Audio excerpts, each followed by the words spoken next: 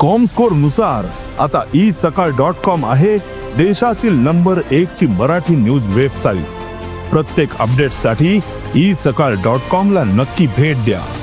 प्रत्येक वेळेस फक्त इलेक्शन पुरतं येऊन बीजेपीची बी टीम म्हणून जे लोक काम करतात आप आणि TMCने ते त्यांनी प्रत्येक वेळेस दाखवलेलं आहे। आणि 2022च्या इलेक्शन नंतर तर TMC वाल्यांनी ऑफिस पण बंद करून कुलूप घालून गुंडाळा करून गेले होते।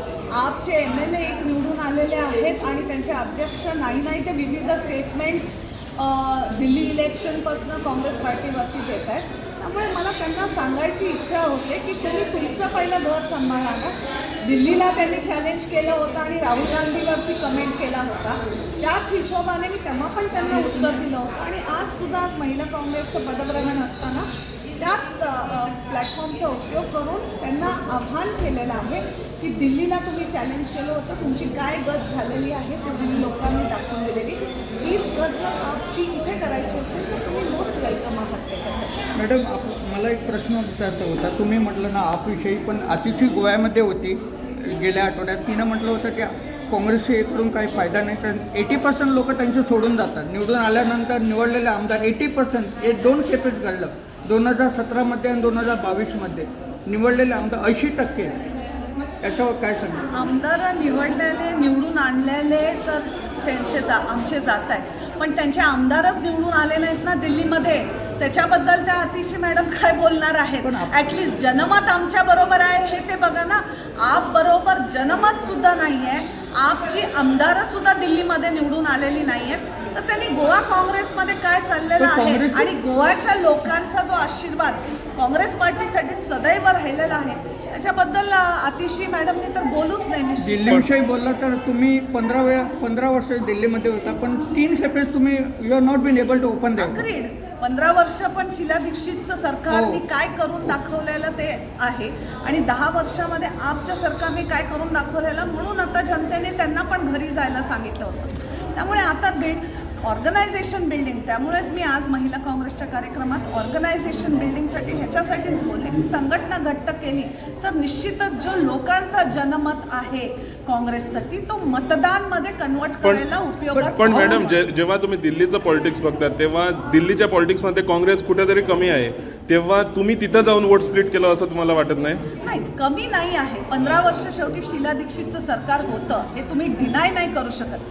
त्यामुळे कमी पडतोय असं नाही, निश्चितच लोकांचा विश्वास तिथे कमी पडलेला आहे, मी नाही म्हणत नाही आहे, पण त्याच विरोधात गोव्यामध्ये लोकांचा विश्वास आहे काँग्रेस पार्टीवरती। लोक काँग्रेस पार्टीचं चिन्ह बघून आमदारांना निवडून देत आहेत, ही सत्य कथा आहे। 2022मध्ये पण आपण बघितलंय, त्याच्या आधी 2017मध्ये पण बघितलेलं, आणि ह्याला साक्षी तुम्ही सगळी लोक आहात, मला काही वेगळं सांगायची गरज नाही आहे। स्टॅटिस्टिक्स वाईज बघितलं तर गोवा इज मच बेटर लोकांचा प्रतिसाद काँग्रेससाठी। पण अतिशय ज्या बोलता आहेत की त्यांचे आमदार निघून जातात, तर त्यांची ते पहिलं सत्ता तरी येऊ दे तिकडे, नंतर घर फोडायचं दुसऱ्यांचे। ओके मॅडम, आणखी एक पण आधी बोलत होतो की युनायटेड अपोजिशन, पण सध्या आम्ही बघतो की अपोजिशनच युनायटेड नाही आहे। जेव्हा असेंब्ली पण सेशन होते तेव्हा पण आम्ही बघतो की युनायटेड अपोजिशन पाहिजे असतात कुठल्या पण विषयावर बोलायला, पण तिथे आता असं चाललं आहे की आता जो बजेट सेशन आहे तो तोंडावर आहे आणि अशा तऱ्हेने जे अपोजिशनचं आहे त्या वेगवेगळ्या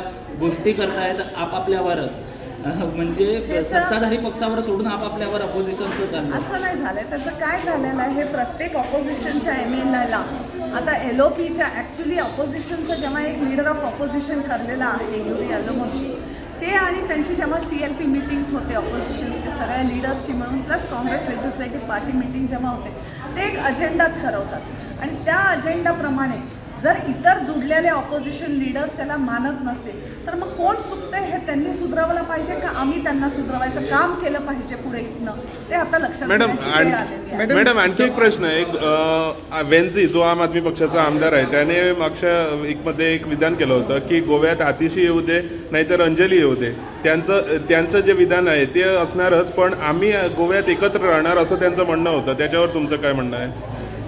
त्यांना माझं नाव घ्यायची गरज पडली ह्याच्यातच त्यांची भीती दिसून येते ना.